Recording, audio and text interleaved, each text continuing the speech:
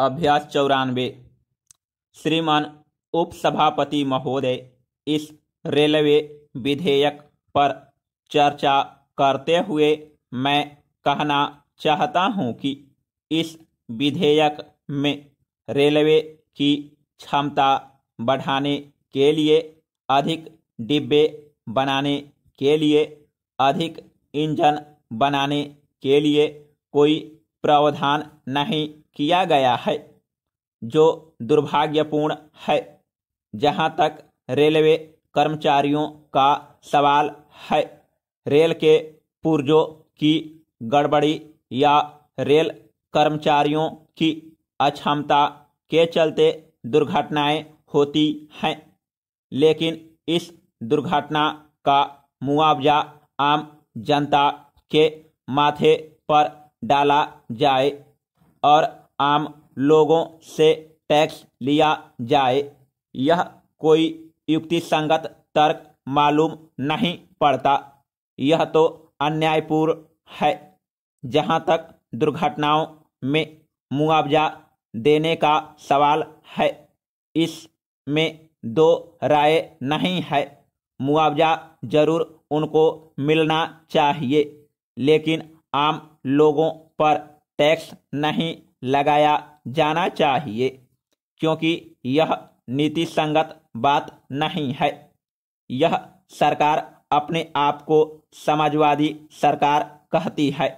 संविधान में सब भारतीय नागरिक बराबर हैं, लेकिन हवाई जहाज से जो सफर करते हैं और जो दुर्घटनाग्रस्त होते हैं और जिनकी मौत होती है, उनके लिए 1 लाख रुपया और ट्रेन में दुर्घटनाग्रस्त होकर जिनकी मृत्यु होती है, उनके लिए 50,000 रुपये। यह किस तरह का समाजवाद है? यह किस तरह का अन्याय है? यह किस तरह की क्षमता है? यह तो विषमता है।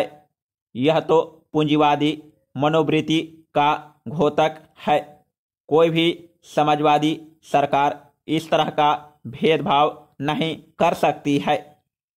तो मैं चाहूँगा कि यह भेद खत्म कर दिया जाए और ऐसा भेद करके समाजवाद पर कोई कलंक न लगाया जाए।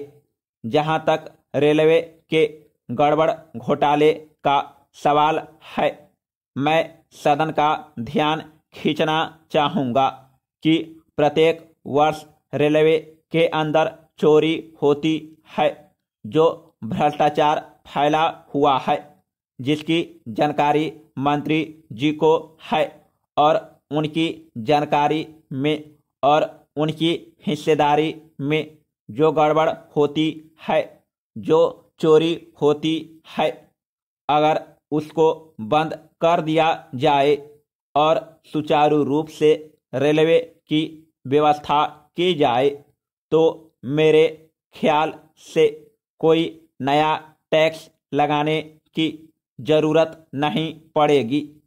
जितनी प्रत्येक वर्ष इस रेलवे की चोरी से राष्ट्र की बर्बादी होती है, दुरुपयोग होता है, उसको अगर रोका जाए तो मेरे ख्याल से नए टैक्स की कोई जरूरत नहीं होगी। हम रेल मंत्री जी से कहेंगे कि सदन को आश्वासन दे कि जो गड़बड़ी है, जो भ्रष्टाचार है, जो कुव्यवस्था है, उसको वह दूर करेंगे। Paragraph change.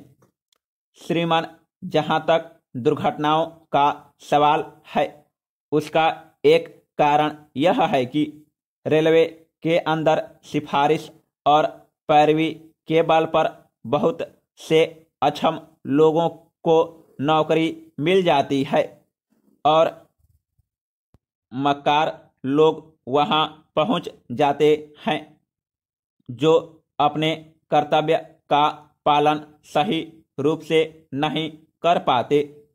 दूसरा कारण यह है कि जो रेल के कर्मचारी हैं। आज उनमें व्यापक असंतोष है। उनके साथ न्याय नहीं किया जाता है।